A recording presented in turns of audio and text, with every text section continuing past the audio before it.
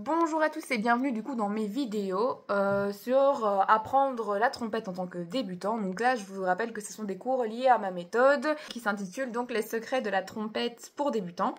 Pour ceux qui n'ont pas encore la méthode, elle est disponible dans le lien qui est dans la description de la vidéo YouTube.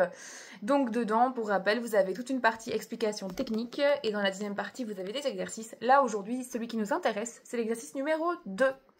Donc, si vous êtes ici, c'est que vous avez réussi le numéro 1 qui consistait à faire deux notes, le Do et le Sol, sur des rondes. Là, pour l'instant, ça allait parce que du coup, on n'alternait pas les deux. On faisait l'un ou l'autre et on le répétait 3 fois.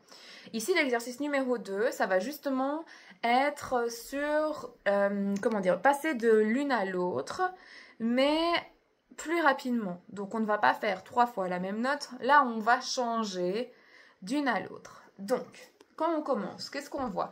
On voit que ce sont encore des rondes. Les rondes, elles durent combien de temps? Rappelez-vous, elles durent 4 temps. Donc, si on lit notre petite portée de musique, ça va faire Do, 2, 3, 4, Sol, 2, 3, 4, Do, 2, 3, 4. Et vous avez 4 temps pour respirer. On reprend Do, 2, 3, 4, Do, 2, 3, 4, Sol. 1, 2, 3, 4. On continue. Sol, Sol, 3, 4, Do, 2, 3, 4 et 4 temps de pause. Et Sol, Do, Sol, et 1, 2, 3 et 4. Voici comment s'arrête l'exercice numéro 2. Donc là, nous l'avons chanté. Je vous ai donc chanté avec les rythmes, donc à chaque fois en durant 4 temps. Ici, on va essayer de le faire à la trompette. Attention que dès que vous avez un changement de note, il faut évidemment changer quelque chose à votre air, sinon ça ne marchera pas. Si vous faites la même chose, vu que ce sont les mêmes doigtés, donc c'est-à-dire à vide, vous n'arriverez pas à changer votre note. Pour rappel, le Do et le Sol en soufflant plus vite. Attention, si on veut revenir au Do, il faut ressouffler moins vite, mais toujours en maintenant bien ici. Donc, on fait juste les 3 premières mesures. Do, Sol, Do.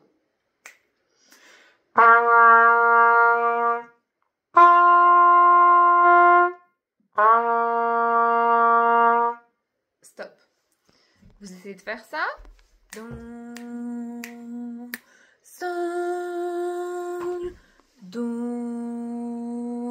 stop. Ok. Si vous arrivez à faire ça, on essaye avec la musique. Si vous n'y arrivez pas, c'est pas grave, vous pouvez essayer jusqu'à ce que ça fonctionne avec la musique également. Mais essayez de penser aussi à la technique. C'est-à-dire que si ça ne va pas du tout, c'est qu'il y a une erreur quelque part.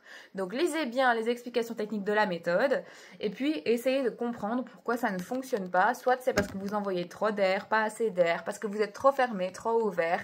Alors faites des tests. On y va. 2, 3 et 4. 1,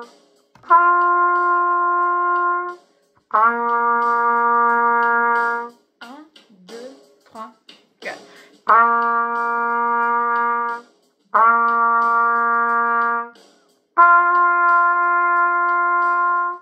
2, 3 et 4.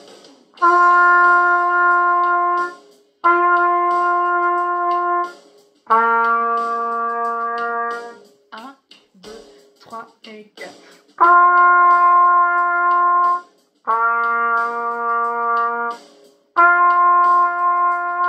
Et 1, 2, 3 et 4. Ok. Donc ça, si vous n'avez pas réussi du premier coup, il faut pas désespérer, ça c'est normal, hein. Vous n'allez pas réussir à faire tous les exercices du premier coup, surtout si vous débutez. Donc mettez sur pause, regardez la partition et faites-le d'abord à votre aise, donc sans musique, et puis après remettez le passage avec moi sur la musique. Si vous arrivez à le faire avec moi et sans avoir de petites craquures entre votre note, donc je veux pas de... mais vraiment une note bien nette, pardon. À ce moment-là, ça veut dire que vous êtes prêt pour passer à l'exercice numéro 3.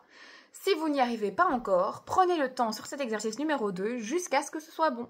Et n'hésitez pas à lire les petites astuces qu'il y a dans la méthode, ça vous aidera sûrement. Allez, on se retrouve bientôt pour l'exercice numéro 3.